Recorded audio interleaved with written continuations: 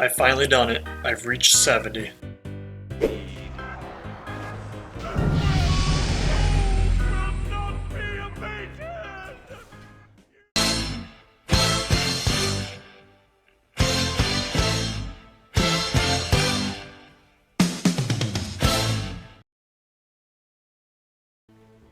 Well, I've done it. What should have taken me less than a week has taken me about a month. And I wish I had a good excuse like I was busy or something, but since I have the skills of a blind 5-year-old with no arms when it comes to video games, I honestly probably took the longest route to 70 imaginable. But you know what they say, it's not about the journey, it's about the wait, no.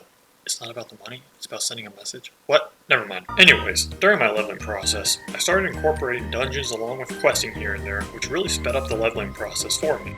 Especially queuing for the time walking dungeons, because they give out fat XP rewards at the end and they usually take about 10 or so minutes depending on the group. As a little side note, I do want to get it out there that I gave a decent effort with these dungeons, but was getting out DPS'd by the healer about 60% of the time. I could only stomach so much of that, so I ended up hiding my DPS meter. On top of learning that I'm absolute dog water with my spec right now, queuing for dungeons did help me get used to the basics of my class, and most importantly, learning to not click spells and abilities with my mouse, which was a chore for me.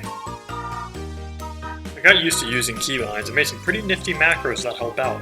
At this point in my journey, these macros won't really help out since I'm currently shit at the game, but I think once I wrap my head around the game, they'll be useful.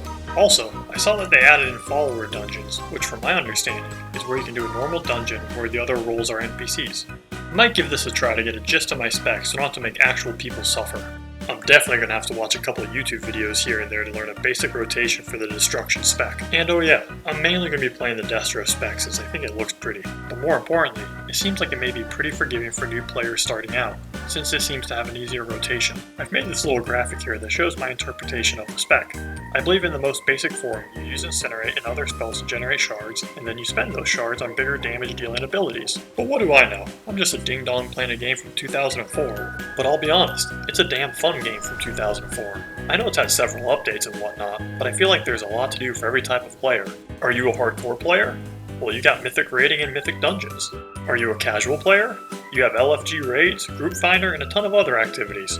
Or are you me? Do you like sucking at the game and eating dog shit? Anyways, my main goal this game starting out was to play Mythic plus Dungeons and see how high of a keystone I can achieve with mainly pugging. So I'll need to learn how to squeeze out the most damage possible without my head exploding. One thing I don't think I'll be touching in this game is PvP. Not because I think it's bad, it's just not my cup of tea.